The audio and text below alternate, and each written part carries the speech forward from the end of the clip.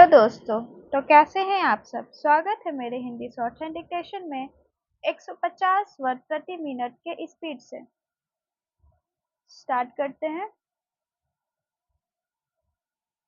Start. सभापति महोदय, प्रतिदिन छोटी मोटी झड़पें होती रहती हैं। हमारे फौजी बड़े उत्साह से उनके मुकाबले में खड़े हैं। उनके हौसले बहुत ऊंचे हैं, लेकिन हमारी सरकार का भी यह कर्तव्य है कि उनके हौसले को कभी गिरने न दें। उन्हें हर तरह की सुविधा प्रदान की जाए जिससे उनका आत्मविश्वास बढ़े। मैं मंत्री महोदय से अनुरोध करूंगा कि सरकार अपनी नीतियों के प्रचार का काम ठीक प्रकार से अपनी फौजों से करे, उनको अच्छे अच्छे हथियार दे।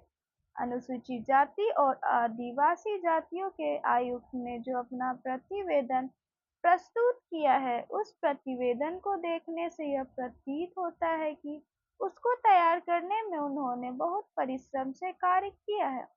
इसके लिए मैं उनको और उनके सहयोगियों को धन्यवाद देता हूँ, परंतु साथ ही साथ इस प्रतिवेदन के संबंध में कुछ आवश्यक निवेदन भी करना चाहता हूँ। पहली बात तो यह है कि इस प्रतिवेदन को देखने से ऐसा प्रतीत होता है कि इन कार्यों के लिए जिस धन का उपयोग होता है वह 3 साधनों से उपलब्ध होता है। केंद्र सरकार द्वारा, राज्य सरकारों द्वारा और कुछ गैर सरकारी संस्थाओं द्वारा। प्रतिवेदन के अनुसार जितना धन इन कार्यों पर व्यय करने के लिए दिया जाता है, उतना धन पूरी तरह से व्यय नहीं हो पाता। मैं यह नहीं कह सकता कि आवश्यकता से अधिक धन दिया जाता है या कार्यकर्ताओं को वह धन प्राप्त ही नहीं होता, जिसके कारण से वह बिना खर्च हुए बच जाता है। मैं तो यह चाहता हूँ कि जितना धन दिया जाता है उसका पूरा उपयोग हो और आयुक्त को यह न कहना पड़े कि इस कार्य के लिए जितने धन की आवश्यकता थी उतना धन नहीं मिल पाया और विवश होकर हमको उस कार्य को बीच में ही रोकना पड़ा। जहाँ तक राज्य सरकारों का संबंध है, बहुत सी राज्य सरकारें अभी तक इस कार्य में असावधानी से काम ले रही है और इस कार्य को उपेक्षा की दृष्टि से देखती है। आयुक्त ने इस बात की शिकायत की है कि बहुत सी राज्य सरकारों ने अनेक पत्र भेजने के बाद भी अभी तक अपनी रिपोर्ट नहीं भेजी है। मैं चाहता हूं कि सरकार इस तरफ निष्ठापूर्वक ध्यान दे। राज्य सरकारों पर दबाव डाला जाए कि वे इस दायित्व के प्रति सचेत हो और आयुक्त को उनके कार्य में पूरा सहयोग प्रदान करे। अध्यक्ष महोदय, आज जो किसान है गन्ना पैदा करता है, वह परेशान है कि क्या होगा। हमारा यह व्यापार रहेगा या नहीं रहेगा, उसका यह व्यापार चलेगा या नहीं चलेगा। एक तरफ तो यह कहा जाता है कि किसानों को गन्ने की ज्यादा कीमत मिले। हम किसानों की सहायता करना चाहते हैं और किसानों से हम यह आशा करते हैं कि वे अधिक पैदा करें, लेकिन दूसरी तरफ किसानों को जो मिलने वाली चीजें हैं उन पर नए कर लगाए जाते हैं।